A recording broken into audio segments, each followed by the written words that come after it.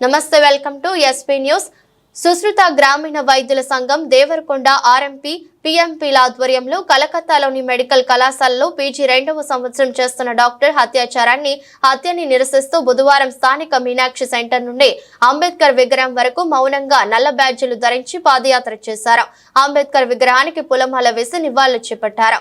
ఈ సందర్భంగా అధ్యక్షులు మల్లిపెద్ది లక్ష్మీనారాయణ మాట్లాడుతూ యువ మహిళా డాక్టర్ పై అమానుషంగా అత్యాచారం చేసిన దోషులను కఠినంగా శిక్షించాలని, వైద్యులకు రక్షణ కల్పించాలని తెలిపారు.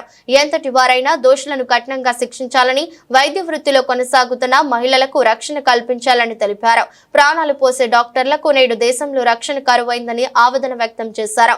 అనంతరం ఆమె మృతికి సంతాపకంగా మౌనం పాటించారు. ఈ కార్యక్రమంలో ప్రధాన కార్యదర్శి దుబ్బా వెంకటేష్, ఉపాధ్యక్షులు అందుగుల భిక్షపతి, రత్నాకర్ రావు, మల్లేష్, అక్బర్, పొట్ట భిక్షపతి, బాబా, హనుమంతు, రూప్ సింగ్ తదితరులు పాల్గొన్నారు.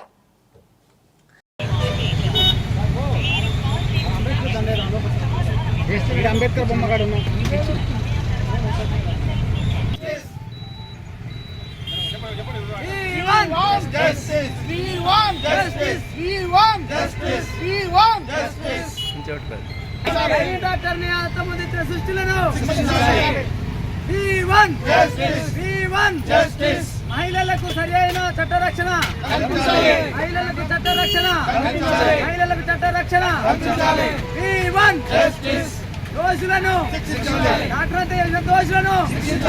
దోషులను రక్షించుకుందాం.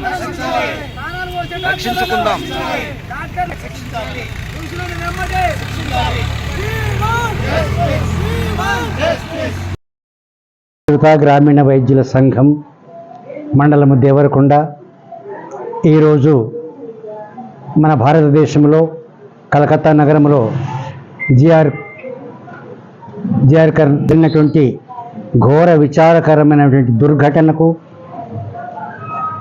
మౌమిత డాక్టర్ గారిని అమానుషంగా ఒక క్రూరంగా అత్యాచారం చేసి హత్య చేసిన ఉదంతమును నిరసిస్తూ ఖండిస్తూ మేము చాలా బాధాకర హృదయాలతో ఈరోజు దేవరకొండలో మీనాక్షి హోటల్ నుండి బస్టాండ్లో డాక్టర్ అంబేద్కర్ విగ్రహం వరకు కాలినడకన మౌనంగా వెళ్ళి అక్కడ డాక్టర్ మౌమిత గారికి నివాళులర్పిస్తూ ఆ యొక్క దోషులను ప్రభుత్వం వారు అతి త్వరలో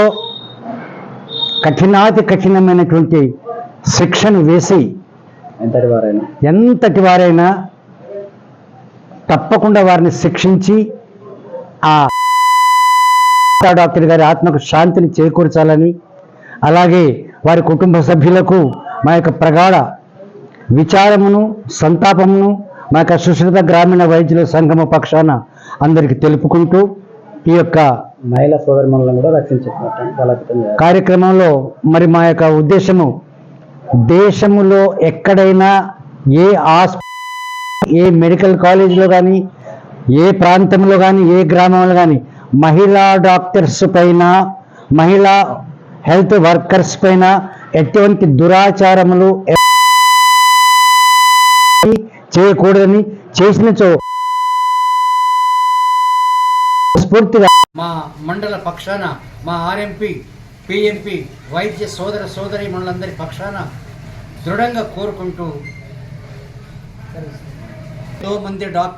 ఎంతోమంది ప్రజలకు ప్రాణదానం చేసినటువంటి, ప్రాణరక్షణ చేసినటువంటి ఆ డాక్టర్లను ఈ ప్రకారంగా ఈ క్రూరుడు చేసినటువంటి విషయాన్ని వివరించడానికి కూడా నోరు రావడం లేదు.